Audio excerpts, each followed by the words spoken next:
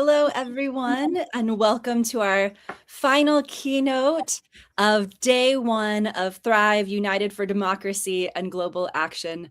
I am thrilled to be moderating this keynote where the presenter is a fabulous human, a dear friend of mine, and an expert in Ubuntu pedagogy. So you all are in for quite a treat today. Let me share a little bit more about her before she begins. Dr. Alecia Blackwood is an assistant professor of education at Longwood University in Virginia. She teaches literacy, behavior management, and human development courses, as well as leadership around culturally responsive teaching, early literacy, instructional design, and AI integration in education. She is amazing. She has over 25 years of experience in education, spanning across K-12, higher ed, and community contexts. She was a 2017 Fulbright Hays Scholar in Namibia and Botswana, and is the author of Ubuntu Pedagogy, Becoming a Responsive Ubuntu Educator, which reflects her expertise in Ubuntu-informed, culturally responsive pedagogy. We are going to begin today with a talk from Dr. Alecia Blackwood, and then she and I will enter into some discussion and conversation together on the topic and take comments and questions as well from you all in the audience. We are thrilled that you are here to join us live, and if you are watching the recording, know that we see you as well, and we are glad that you are here with us in whatever time zone it is on the planet. With that, I'm going to turn over to Dr. Alecia Blackwood. All right, thank you so much, Nancy.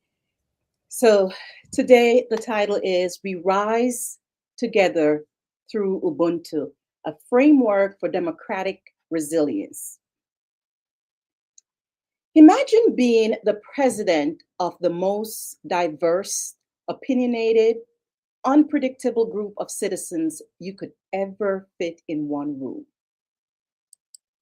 I was the CEO of that society. I wore many hats: instructional designer, counselor, coach. That community was my classroom. As a former elementary classroom teacher, I did not lead through control. I led through democratic practices. We had a mission, we had shared vision, we co-created norms, we had procedures, we set expectations, and every morning we gathered, not simply to begin instructions, but to build a sense of community. We celebrated one another. We solved problems together. We voiced grievances, and we learned how to disagree without dehumanizing one another. We practice love. We practice responsibility. Those children were not just students. They were citizen leaders in formation. And often, as their teacher, I stepped into the learner's stance because leadership in a democratic space requires humility. You see, the classroom teaches many lessons. I learned early that leadership does not mean domination. True leadership builds the capacity in others rather than controlling them. With that belief in mind, I intentionally cultivate learning spaces where every student were seen, valued, and felt that sense of community and that sense of belonging in the classroom. So one day, a professor who researched and studied in South Africa observed my classroom, and he left a note on my desk. You teach in the spirit of Ubuntu. I had never heard that word before. And so I wondered to myself, what did he see? What were some of the things that we were doing in the classroom? And so this statement, it's changed my life. I began documenting my teaching. I engaged in self-study. I reflected on the relationships, the decision-making processes, the communications with the families, the communications with my students, the interactions, and how they care for each other.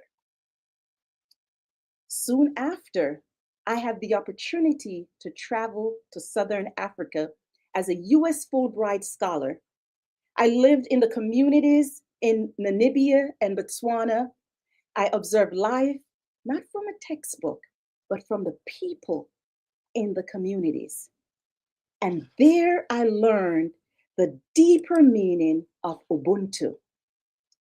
You see, Ubuntu to me is a noun and a verb. The concept comes from the Bantu languages of Africa. A noun, it names the philosophy.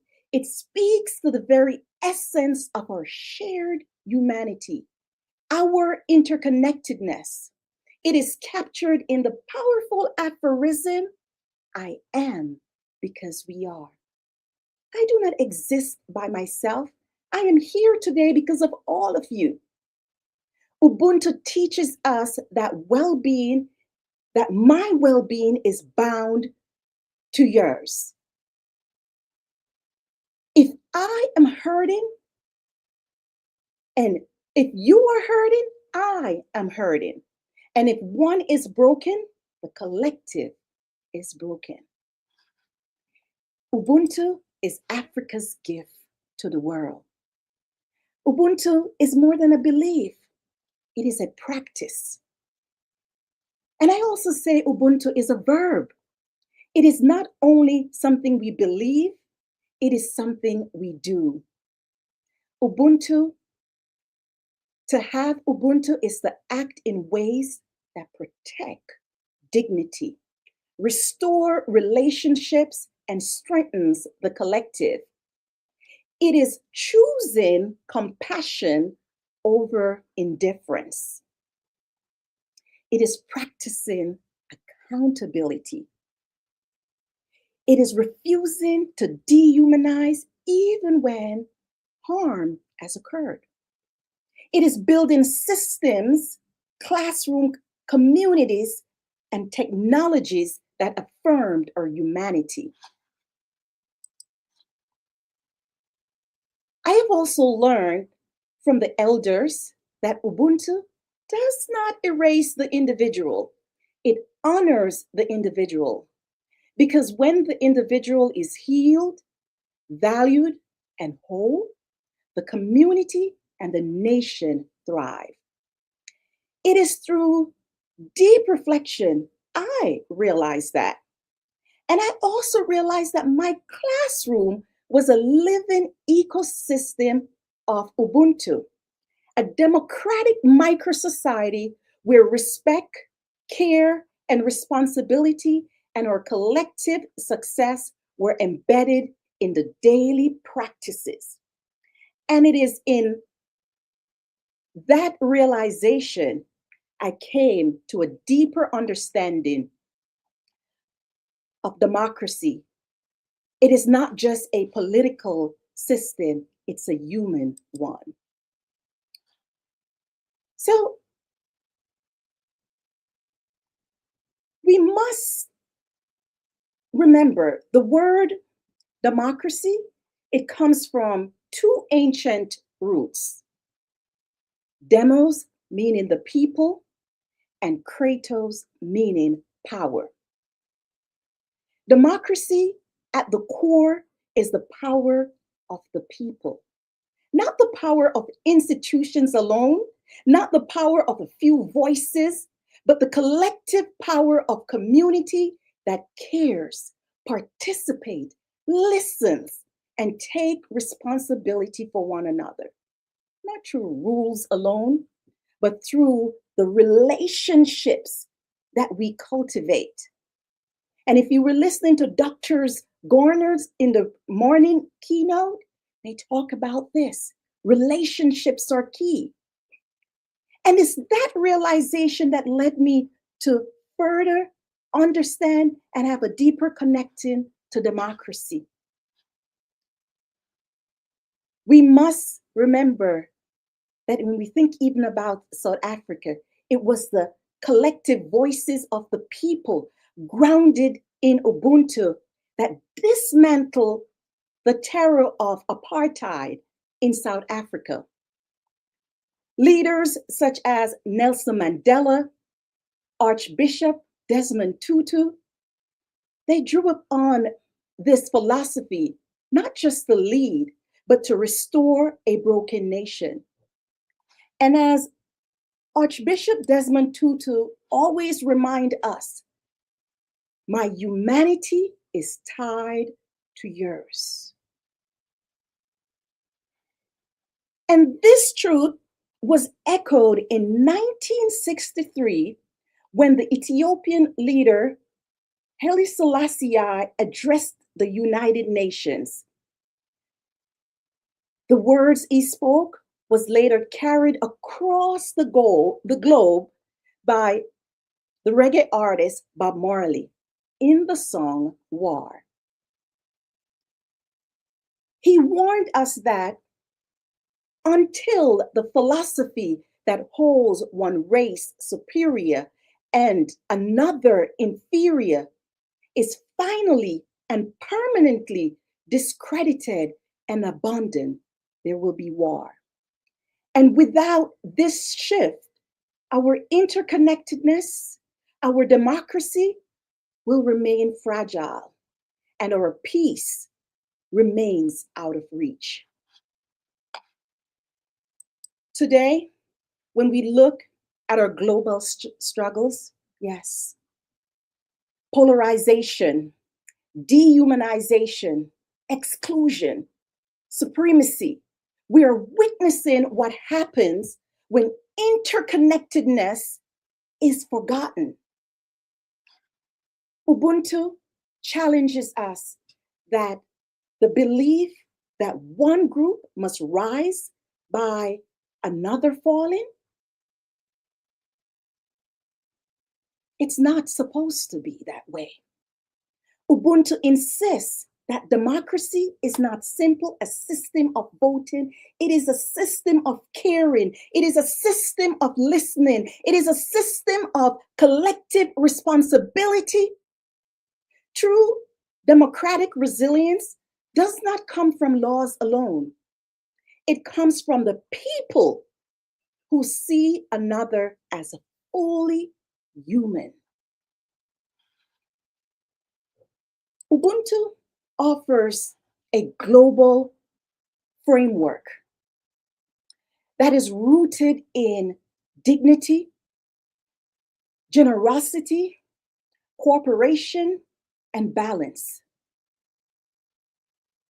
These words on the screen is showing us Ubuntu is expressed in cultures across the globe. And within those cultures, they have a word for Ubuntu. You see, diversity does not threaten unity, it strengthens it. We do not have to agree to belong. We do not have to share the same values to care for others. From classrooms to communities, from nations to global systems, Ubuntu becomes a blueprint for resilience. Democracy survives when people feel seen. It thrives when people feel connected. It endures when people take responsibility for one another. So today, I offer you Ubuntu, not just as a philosophy, but as a call to humanize education, a call to humanize leadership, a call to humanize democracy itself. Because when we rise together, we build systems that last. I am because we are. And together, through Ubuntu, we can build resilient democracies across cultures and nations and for generations to come. Thank you. Alecia, those are powerful words. I want to start this next segment by giving those who are here with us and those who are watching the recording a moment to reflect. And I invite all of you to share in the chat a word, a phrase, what is coming to mind right now as you are hearing these powerful words from Alecia about what democracy should be, what it can be, and how this spirit of Ubuntu can lead us to that. So take a moment and reflect and go ahead and share those words and those phrases in the chat. Mm.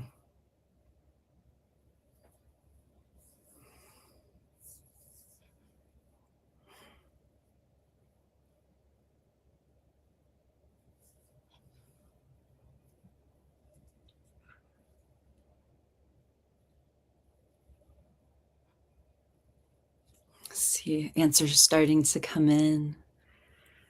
And I love the silence. One of the principles I go by is to respect silence. Because within that silence, we are able to process. Yes.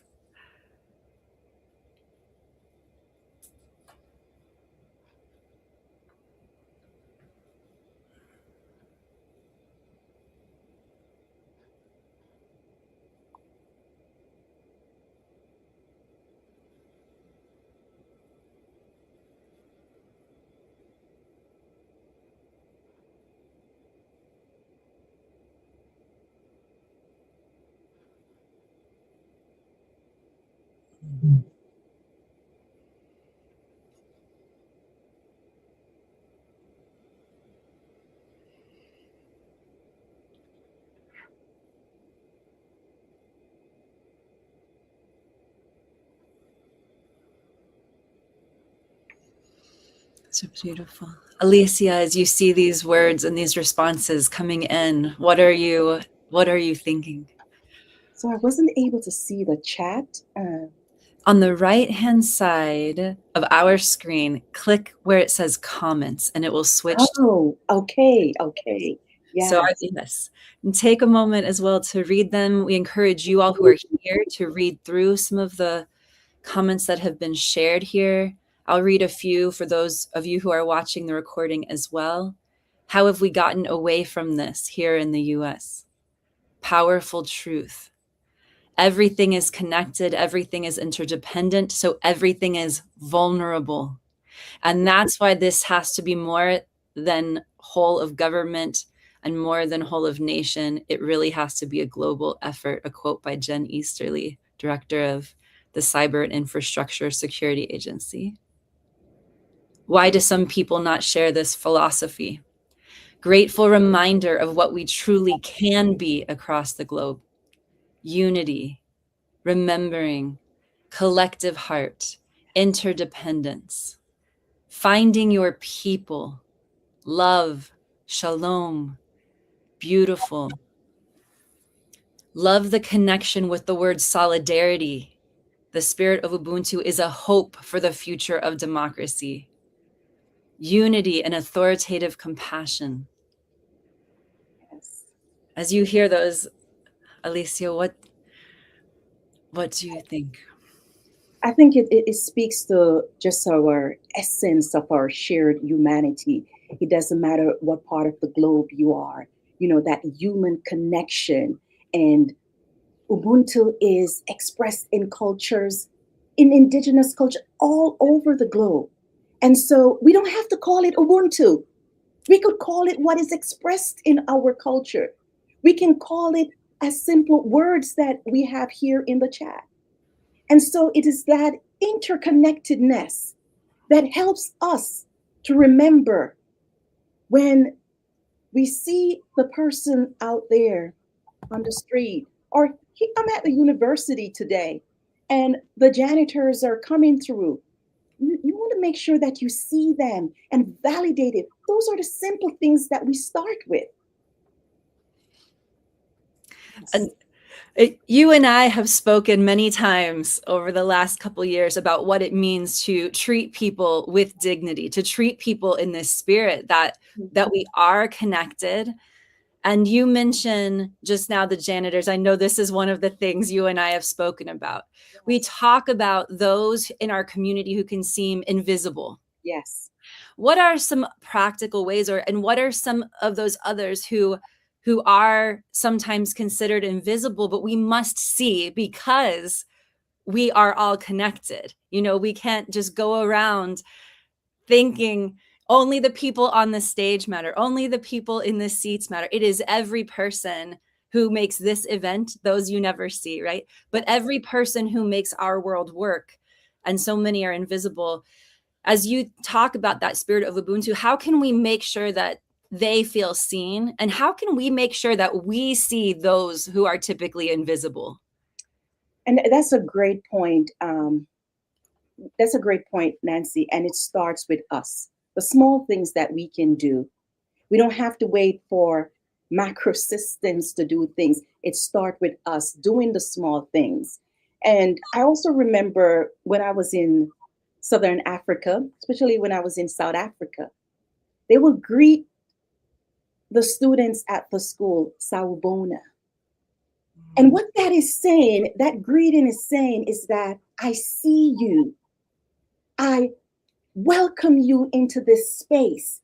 It's not just like, hi, good morning, but it's really being intentional to say, I see you. The janitor just came and removed my trash. Acknowledging that. I wasn't able to speak, but just a nod is to acknowledge, to thank them. When you see others, acknowledge them, validate them, affirm them. We have functions here at the university, and the individuals from the food services are normally the ones that are the unseen at the university. And so I make sure it starts with me, is to acknowledge them, to, thank them for the things that they're doing to keep our systems moving. And so I would say it starts with you, the people, the voices of the people. It starts with the individual. Absolutely.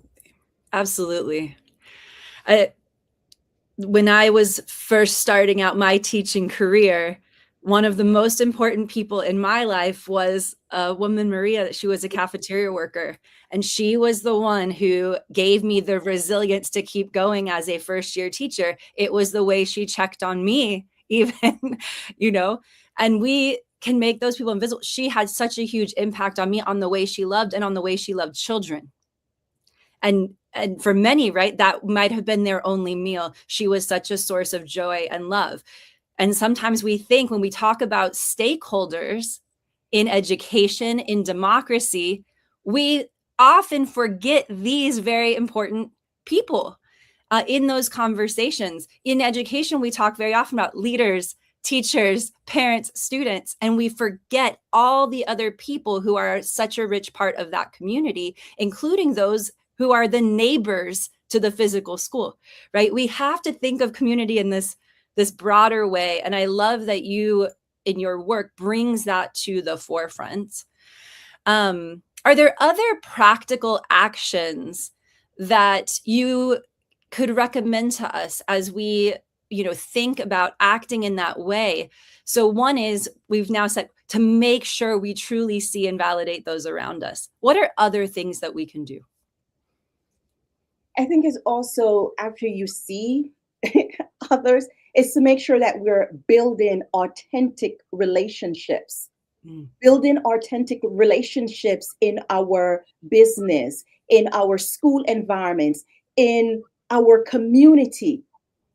Starting there in building those relationships, because when we're able to build relationships, it takes our interconnectedness, it takes those opportunities for us to see others and to operate from this place of care.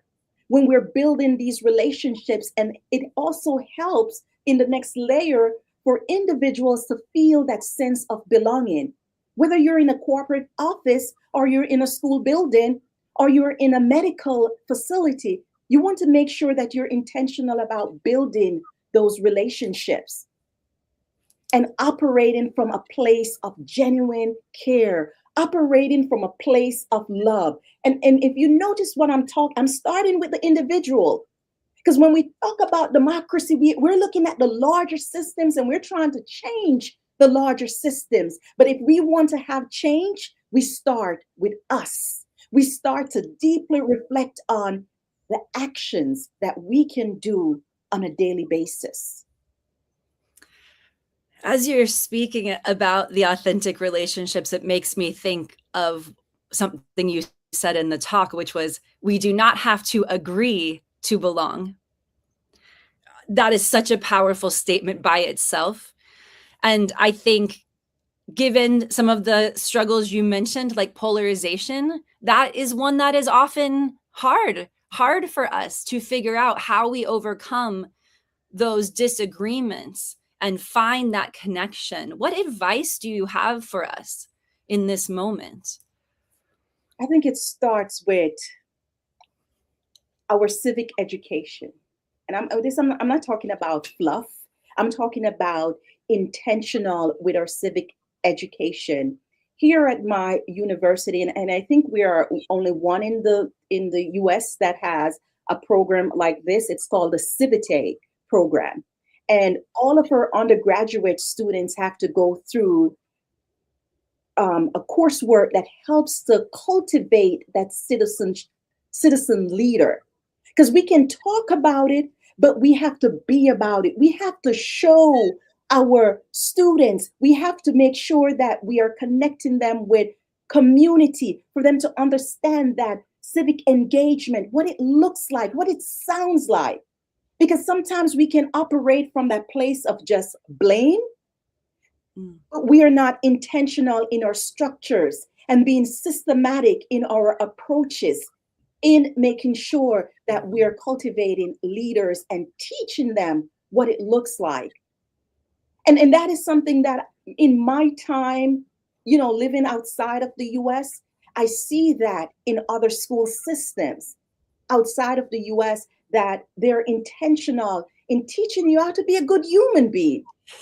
Yes. It's as simple as that. And be intentional in developing that, and not just when we have problems, we're trying to go to restorative justice, but we want to start in cultivating from as early as pre-K and all the way to their tertiary education level. Yes. Yeah.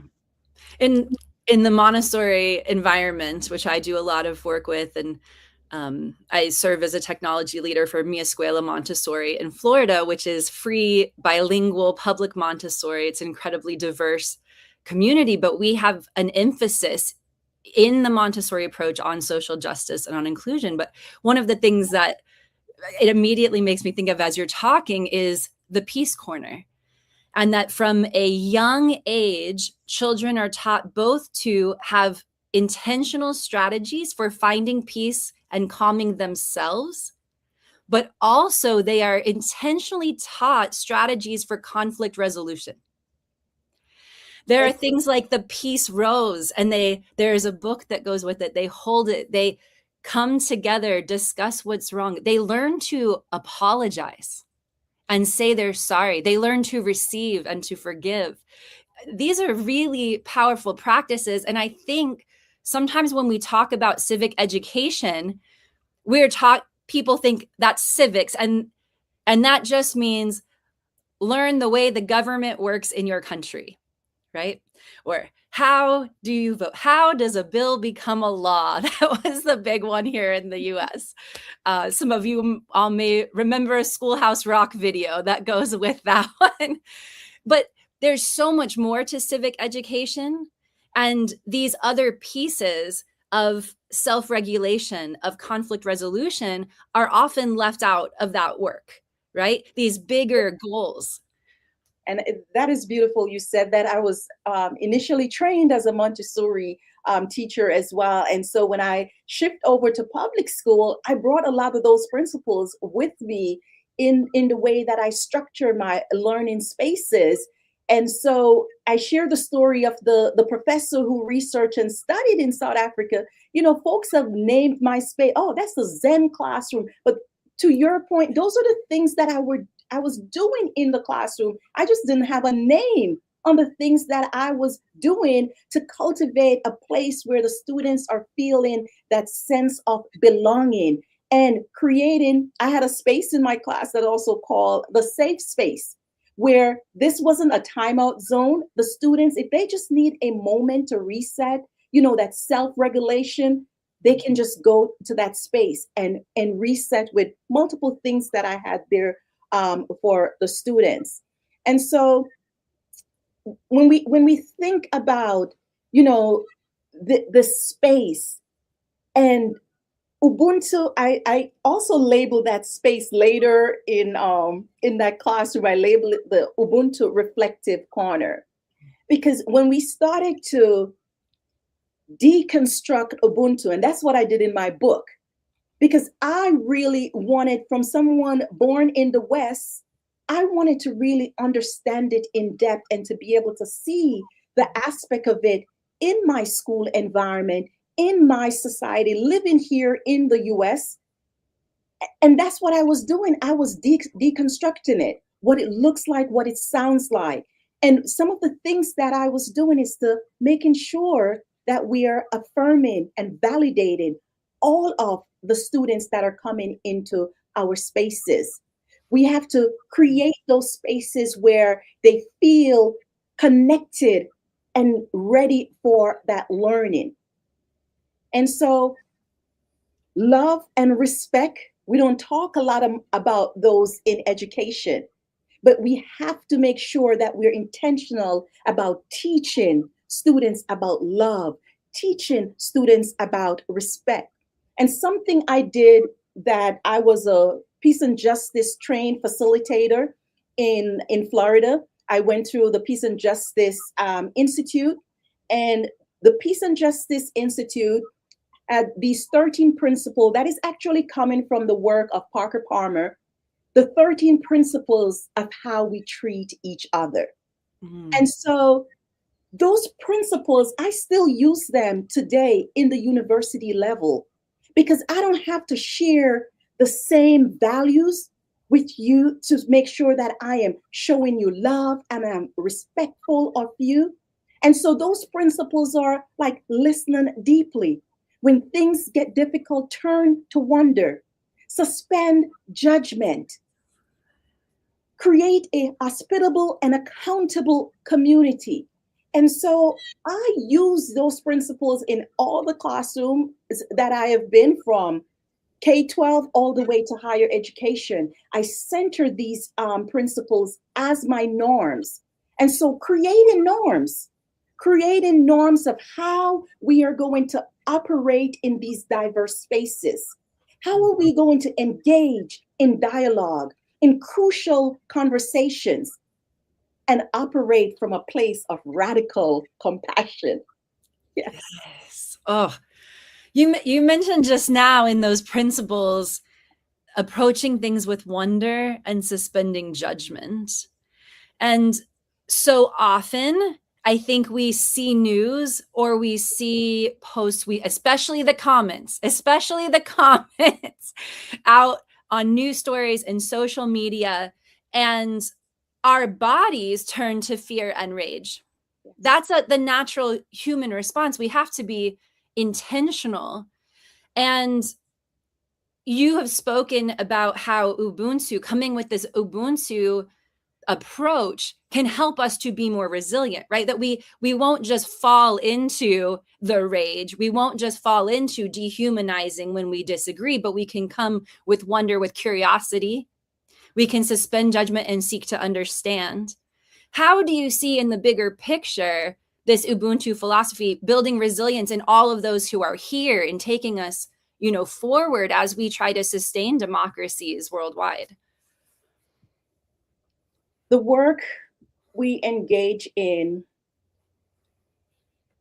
as activists, as global citizens that wants to see change, it is a heavy work and it can be very toxic on our bodies.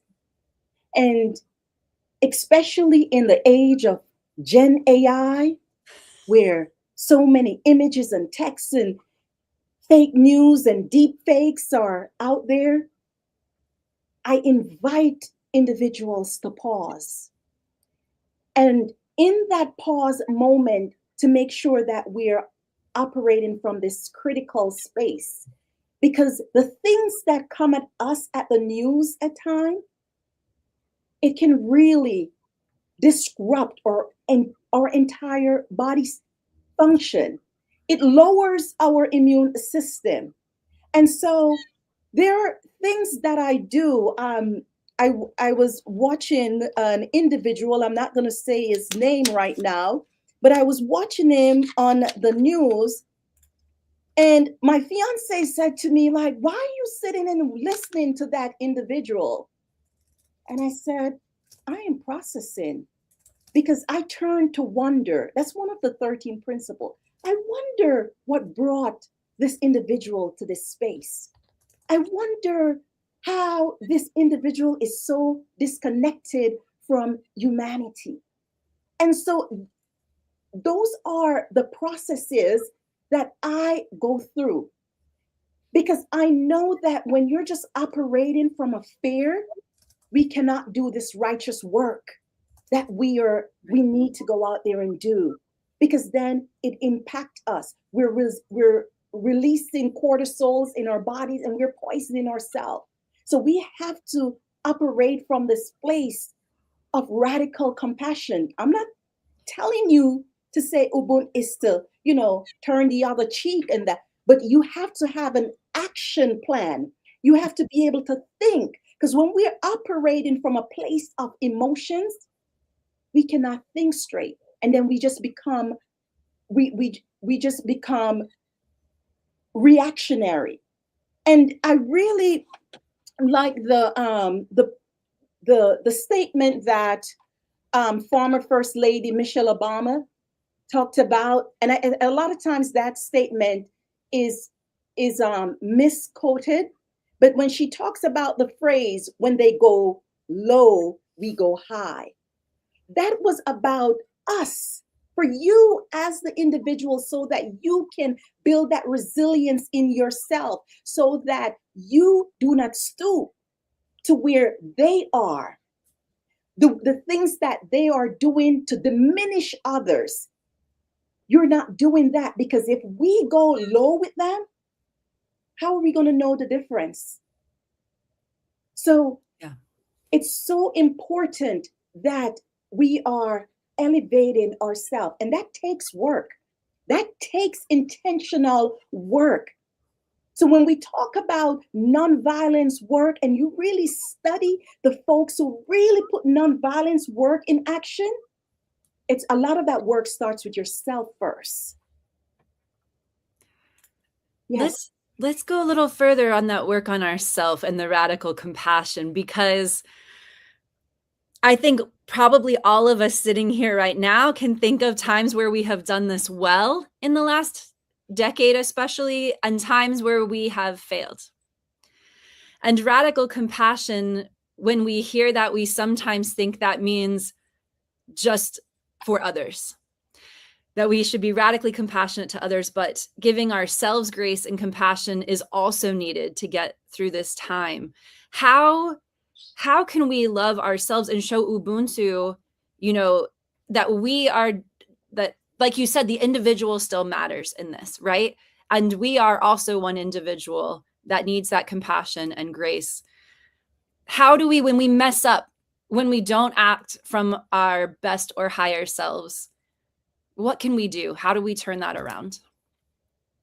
I think it starts with this idea of granting yourself grace and making sure that you are deeply reflecting and you're starting from that place of recognition in understanding what you have done and how you have showed up in the space. Mm. And it comes to this, the other level of it is for you to go through that process for yourself, whether you are journaling, whether you are taking moments of deep reflecting, whether if you're engaging in a conversation with an elder, whatever that process is for us, you have to find the one that works for you. Mm. Because our goal, and I talk about, this idea of radical compassion, it's not just extending to others, it is extending it to ourselves as well. It is also making sure that we can do that work on self so that we can know how to communicate. And when we operate from that place of radical compassion, it does not say to us to avoid injustice, but we are preparing ourselves in how we confront it while preserving our human dignity. Yes. Now, you know that dignity is at the heart of all of my work, that I call my work dignity driven pedagogy. And that is part of why the every single stakeholder matters is at the core of how I work in education. Um, but I think especially now, and you mentioned generative AI a little while ago, right? It's getting messier. I think we hear this word dignity, or we hear a phrase human centered, or we hear interconnect. We hear these words, and sometimes it's hard to know what that should mean. When you specifically are talking about human dignity, when you're talking about treating people with dignity, what does that in itself mean to you? So, when you're treating people with dignity, and going back to the earlier part of the conversation, we start with seeing individuals, validating them, affirming the individuals in the space. And when we when you think about it, it also branches out into society. You move through different levels of your dignity as well. And it gives you a framework to operate from. So if you're also thinking about using technology, we know that AI has its potential benefits and it has its risk and it is deeply problematic.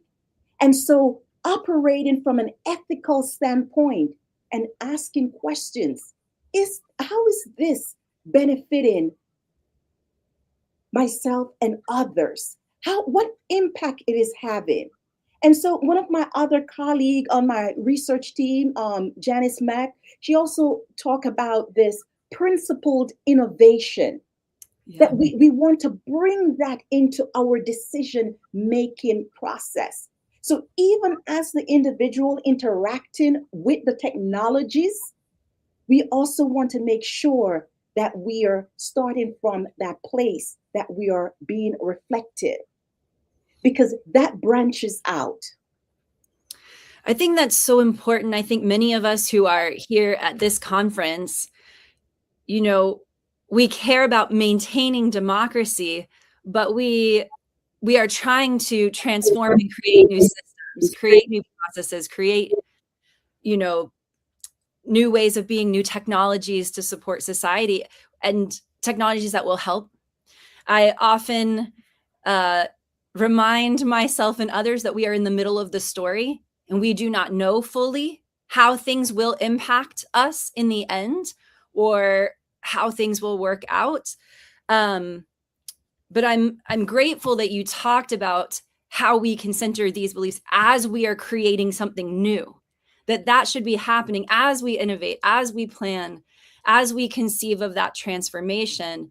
And when I think of that dignity piece, it's that inherent value. So I ask myself that question: does this technology respect the inherent value of the humans? Does it respect the inherent value of children, of human creativity, and very specifically to this, of human connection, the value of human connection. Are these technologies, are these systems, are these policies, are these laws, are they actually respecting the inherent value of humanity and our connectedness, not just to each other, but to the world, to the environment, right? Yes. The entire system working together.